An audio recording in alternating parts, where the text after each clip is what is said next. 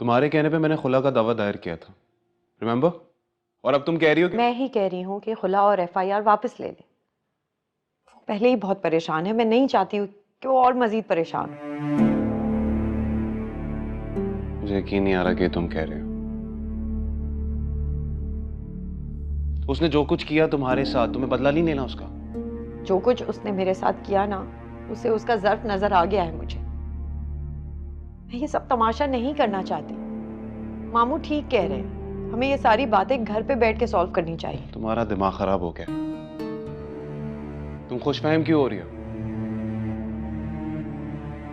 यही वो रास्ता है जिससे चल के वो घुटनों के बल तुम्हारे पास आएगा। और अगर वो ना भी आए तब भी ठीक हूं, मैं जिंदा रह लूंगी।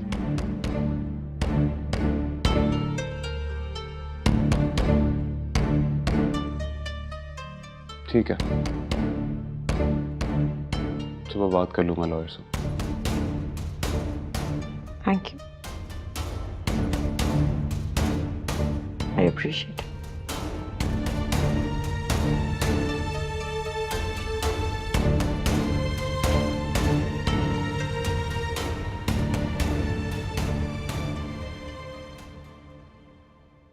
अजीब सी बात है, फटाफट जैन अली के लिए इसके दिल में हमदर्दी जाग गई है।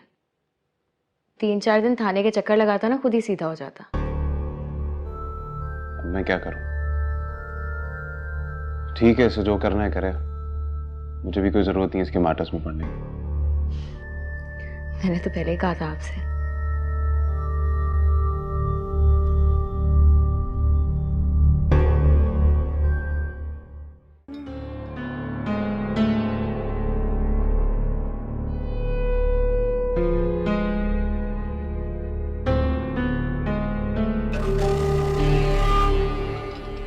अस्सलाम वालेकुम भाई साहब।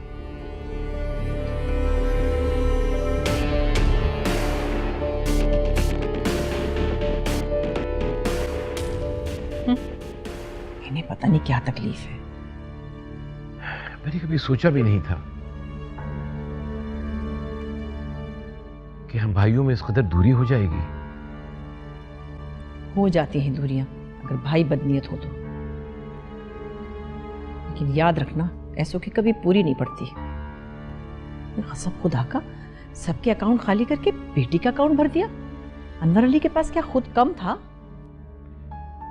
मैंने कभी इनसे एक पाई का हिसाब नहीं लिया, कितनी रकम कहां लगाई कभी नहीं पूछा। लेकिन आज हमको जरूरत पड़ गई तो इतनी बातें सुननी पड़ी। अनवर अली को अच्छी तरह जानती हूँ, लेकिन मुमताज ने खूब कान भरे भाई के। मुमताज को क्या मिलेगा ये सब कुछ करके? छोड़ो, तुम परेशान मत हो। इंशाल्लाह जब मेरी बेटी इस घर को वारिस देगी ना, तो किसी की जुर्रत नहीं होगी इससे बात करने की। इंशाल्लाह अल्लाह ताला उसे औलाद से नवाजेगा। आमीन। इंशाल्लाह हम भी खुशियां देखेंगे। इंशाल्लाह।